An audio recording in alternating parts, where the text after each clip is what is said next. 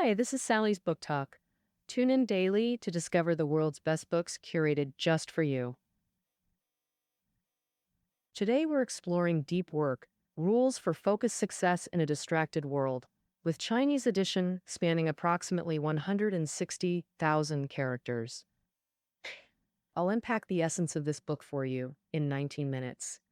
How to transform work habits and build core competitiveness through deep work in our hyper-connected knowledge economy.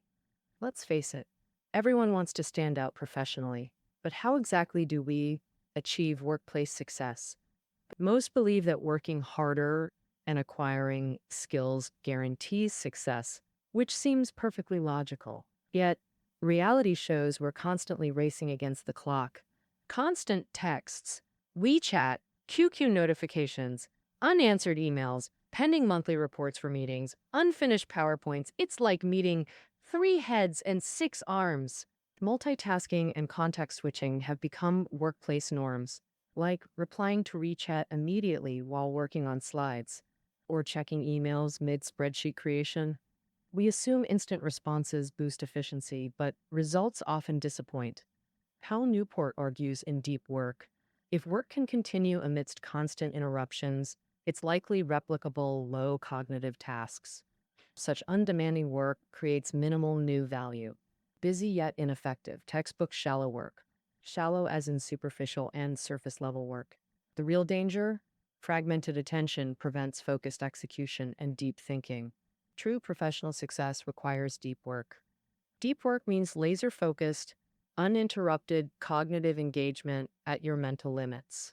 This state produces high-value, hard-to-replicate outputs. The concept originates from Cal Newport, computer scientist and deep work practitioner, MIT PhD, Georgetown University professor, and best-selling author.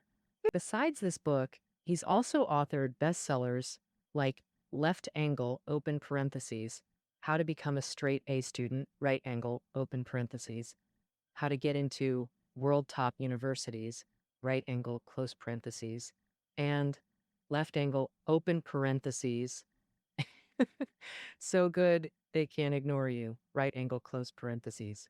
The author admits deep work requires tremendous effort and fundamental habit changes. Clearly not easy. But don't lose heart. The book's subtitle says it all. How to effectively utilize every ounce of mental capacity. This book outlines practical methods to maximize cognitive potential and achieve deep work states. Before diving into methods, let's explore why deep work eludes so many of us. One key obstacle is the psychological principle of least resistance. We instinctively choose tasks that are simpler, quicker, and offer instant feedback, like choosing between a crucial report meeting hours versus sending emails that take minutes. We'll naturally pick emails first, delaying the report despite knowing its importance. Even when aware of priorities, email notifications trigger that familiar, easy choice reflex. Minimal resistance wins again. Over time, repeated simple tasks rewire our brains into fixed thinking patterns. When facing complex tasks, our minds automatically default to simpler alternatives, like checking Weibo notifications mid-copywriting, then struggling to resume serious work. Easier to keep scrolling.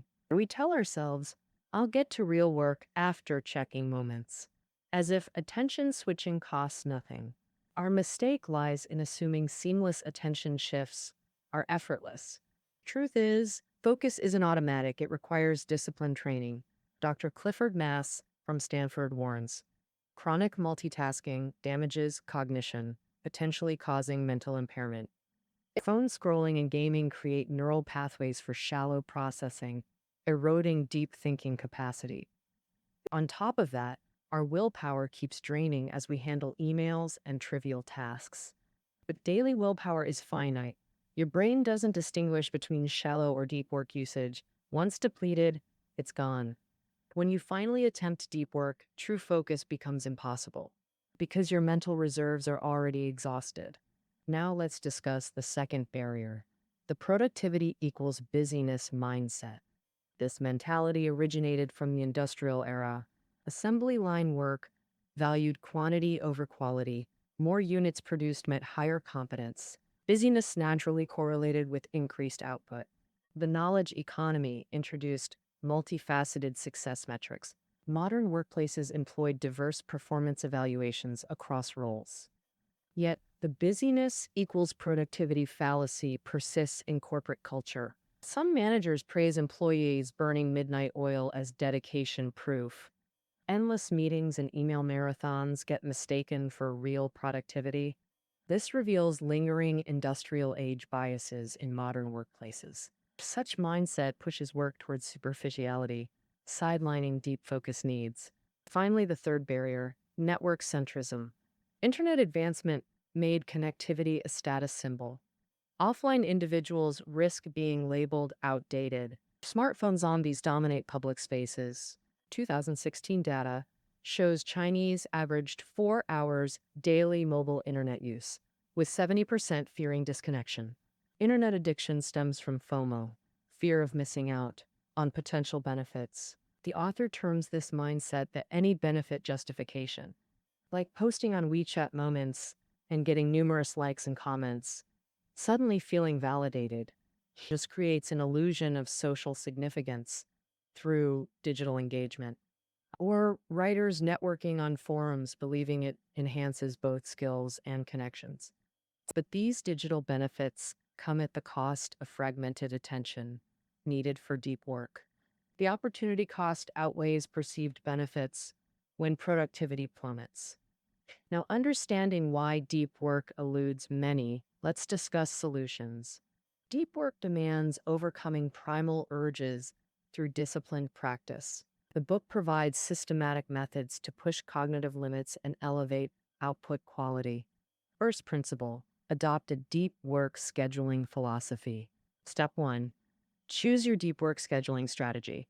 4 distinct scheduling approaches exist. 1, monastic philosophy. Complete isolation from digital distractions. This requires creating hermetic work environments with zero connectivity.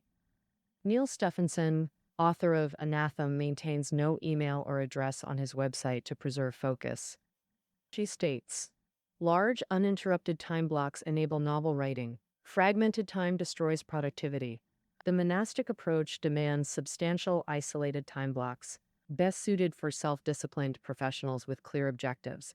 2, bimodal philosophy, dividing time between deep and shallow work. Deep phases mirror monastic isolation, while shallow phases handle routine tasks. Time divisions can be weekly, monthly, or annually based on personal needs. For weekly division, 4 days dedicated to deep work, 3 days for shallow tasks. The remaining 3 days handle administrative and routine responsibilities. Adam Grant, Wharton's youngest professor, exemplifies bimodal scheduling. He divides his year: fall semester for teaching accessibility, spring and summer for isolated research. During research phases, he enters complete digital isolation for maximum concentration. Even during teaching terms, he implements weekly bimodal cycles with 3 to 4 day writing marathons. These intensive writing sessions require temporary social disconnection, ideal for academics and creators needing both deep focus and external engagement. Herd approach, rhythmic philosophy. This involves carving daily uninterrupted blocks from regular schedules. Identify your peak focus window, morning larks versus night owls, and protect it religiously. Morning writers might reserve 6 to 9 a.m., night creatives claim 10 p.m. to 1 a.m. Consistent scheduling trains neural pathways for automatic deep work activation, most practical for office workers needing daily availability. Fourth method, journalistic mode, seizing unexpected gaps for immediate deep work. Walter Isaacson, renowned biographer, wrote 900-page books between breaking news coverage. He mastered opportunistic deep work slots amidst chaotic schedules.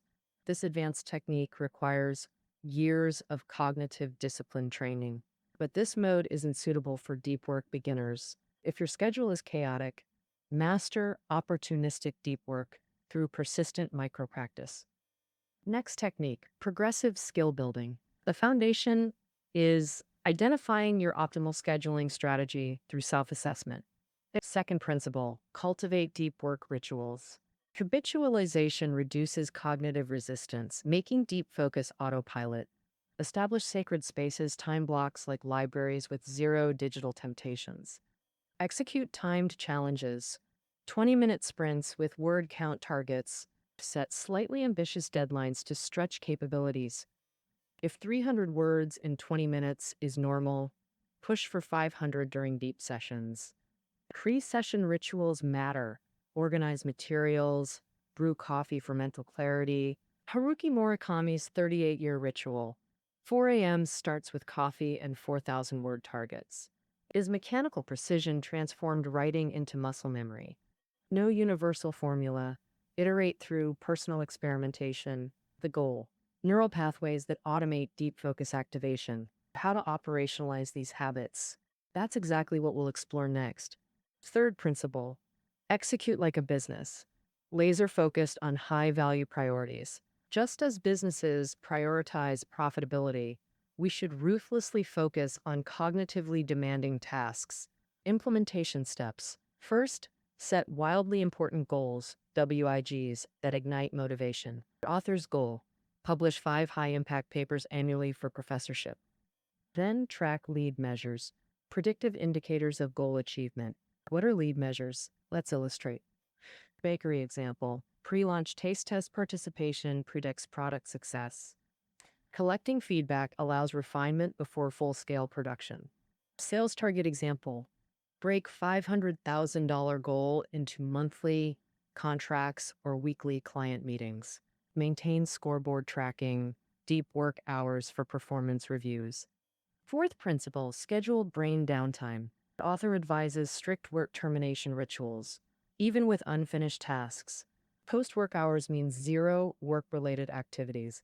No emails, no mental rehearsals. This contradicts conventional finish what you start mentality. We often feel compelled to complete partially done tasks immediately. Why intentional rest? Anders Ericsson's research reveals. Daily deep work capacity caps at approximately 1 hour for novices, approximately 4 hours for experts, meaning using regular work hours for deep focus already exhausts your cognitive capacity.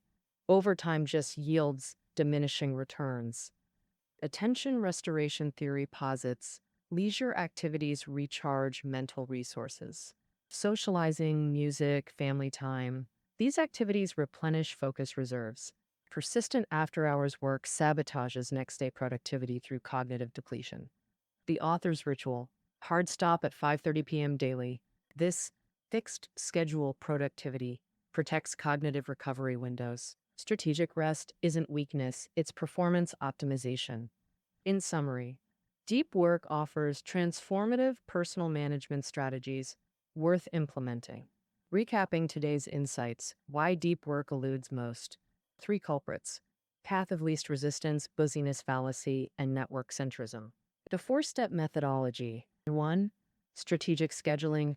2. Habit formation. 3. Business-like execution. 4. Mandatory downtime. In our automation-driven era, 3 groups will thrive: niche masters, skilled technologists, and capital owners.